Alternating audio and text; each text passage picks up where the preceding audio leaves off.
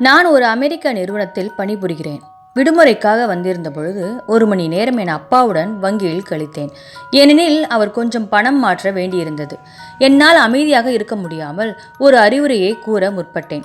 அப்பா, நீங்கள் ஏன் உங்கள் இணைய வங்கியை செயல்படுத்தக்கூடாது என கேட்டேன். நான் ஏன் அதை செய்ய வேண்டும் என்று அவர் கேட்டார்.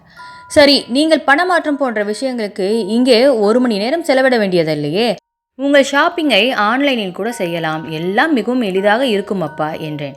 நெட் பேங்கிங் உலகில் எங்கு வேண்டுமானாலும் பரிவர்த்தனை செய்ய முடியும் என்றேன். அவர் கேட்டார், நான் அவ்வாறு செய்தால் நான் வீட்டை விட்டு வெளியேற வர முடியாதே அப்படின்னு சொல்கிறாரு. ஆமாம், நான் சொன்னேன். மளிகை சாமான்களை கூட இப்போது வாசலில் எப்படி வழங்க முடியும் என்பதையும், அமேசான் போன்ற நிறுவனங்கள் நமக்கு தேவையான எல்லாவற்றையும் எவ்வாறு வழங்குவது என்பதை நான் அவரிடம் சொன்னேன். அவரது பதில் என்னை பேச விடாமல் என் நாக்கை கட்டியது. அவர் கூறினார், நான் இன்று இந்த வங்கியில் நுழைந்திருந்து எனது 4 நண்பர்களை சந்தித்தேன். இப்பொழுது என்னை நன்கு அறிந்த ஊழியர்களிடம் சிறிது நேரம் உரையாடினேன். நான் தனியாக இருக்கிறேன் என்பது உனக்கு தெரியும். இதுதான் எனக்கு தேவையான நிறுவனம். நான் தயாராகி வங்கிக்கு வர விரும்புகிறேன். எனக்கு போதுமான நேரம் இருக்கிறது. அது நான் விரும்பும் மனத்தொடர்பு மட்டுமல்ல, நெருங்கியவர்களுடன் நேரடி தொடர்பும் கூட. 2 வருடங்களுக்கு முன்பு நான் நோய்வாய்ப்பட்டேன். நான் பழங்களை வாங்கும் கடை உரிமையாளர் என்னை பார்க்க வந்து என் படுக்கையில் உட்கார்ந்து என் நிலையை கண்டு அழுதார். அதே போல்தான் உங்கள் அம்மா தனது காலை நடைப்பயணத்தில் சில நாட்களுக்கு முன்பு கீழே விழுந்த பொழுது உள்ளூர் மளிகை கடைக்காரர் ஒருவர் தான் அவளை பார்த்தார்.